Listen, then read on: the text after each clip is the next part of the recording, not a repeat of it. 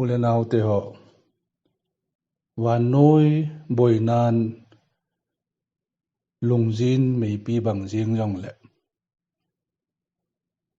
e ho tuni chan ngeya dama e koiwa ama sapen in pathin thangba uti Covid-19 kiti nat nahin headman lovin wanoi hot lingtan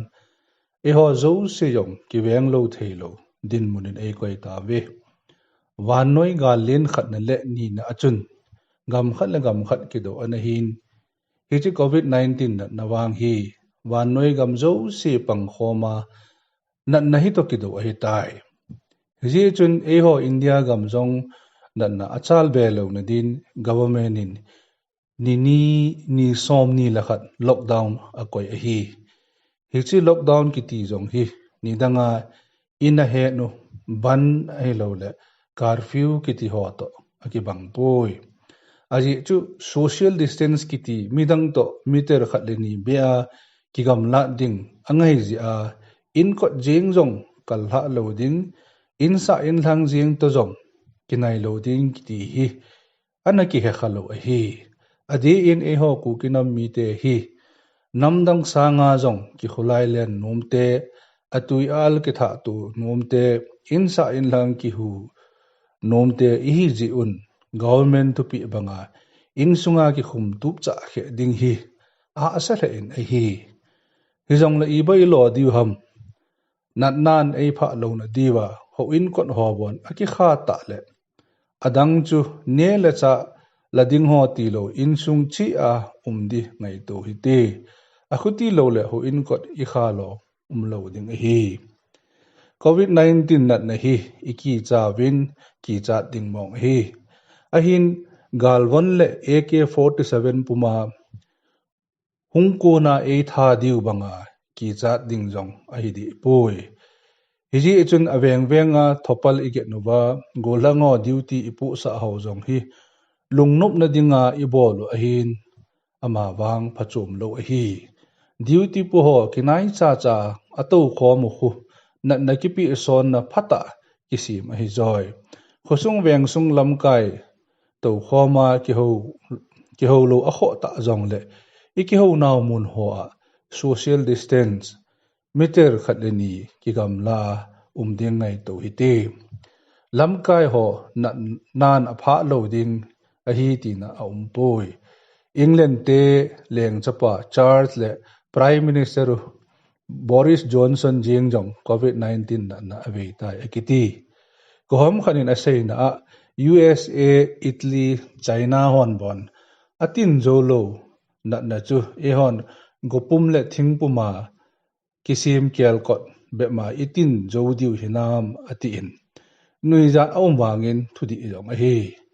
kiven nadinga phapen ta chu kila son lo ding chu a hi pe ni hiji chun na mel ma hi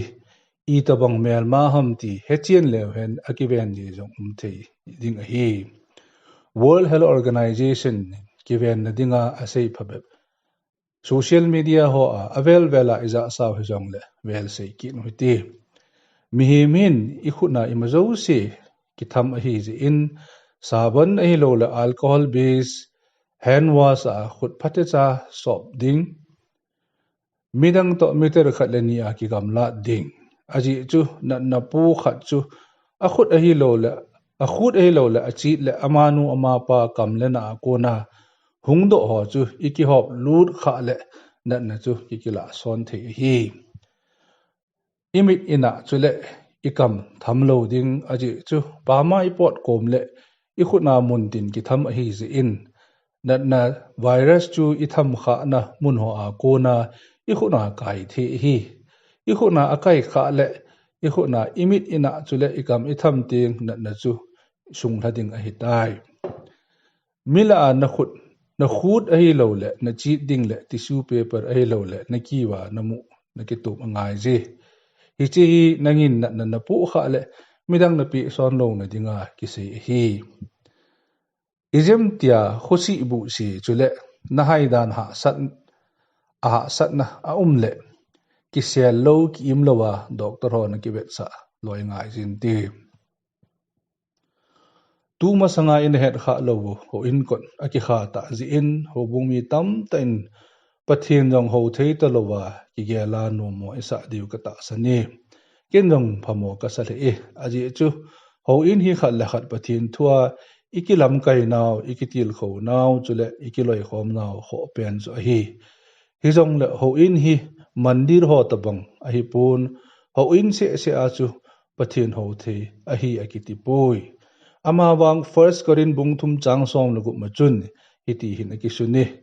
pathian ho in na hi wa na sungwa pathian lagaw achen chu ne lo ham akiti ji chun ho in kot ki kha ta jong le pathian i ho mo na diu om pui so pite ho hi chin na a ko na ki ven na hi i ti chan a hi ding jong koima a sei thei om pui i khu sung i weng sungwa ni khu tha kilo a ne le cha ki hol tam pi ome amo hin ato thei ta lo ji un sum kilo thei lovin ne le cha jing jong a sa diu i hewe hitabang ha sat na tu hi ho bung sunga jong thei a hi lo la weng sung kho sung gam sung chu le nam sunga jong thei hi chun ho bung mi ten igel do diu chu hitabang phat ha salai ta hi pathin in engai lut be se jiwa achapa changkhat e ho dinga api do theile e hon vai cha gen thei nelo chalo wa ho iki thu pi diu dol ta hi phat ha sa pe ta hi jong le pathin in e ho sanga ha sa jep ho ki thu pi na ding phat e pi ve ari chu zon bung som la tung chang som thum le lia chun hi ti na ki su ni nango khat la khat na ki ngai lu to na diwa thu pi tha ka pi na hi ve khat le khat na ki ngai lu to chi na diwa ke man nang ho ka ngai lu na hi ve hi chi ngai lu na hin aban chang som thum la nga a sei bangin khat la khat na ki ngai lu to chi ule ka sei ju na hi mi zo sen a he dik hi ji chun krista sei ju hi naw pu do hitin ikom iwelwa gen thei wai cha ho ki thu pi ding ngai to hi te a khuti le pathin ho lo a khuti lo le pathin ho lo ho to i khe naw lo ding a hi ji in pathin in apu ngai lu ne hi Covid-19 na zia longjin khuisat phat lai ta hin hi chi ngai lu ne hi ata san i ho a hom zalin pangoti ti hi ho wong mi te ikitim naw hi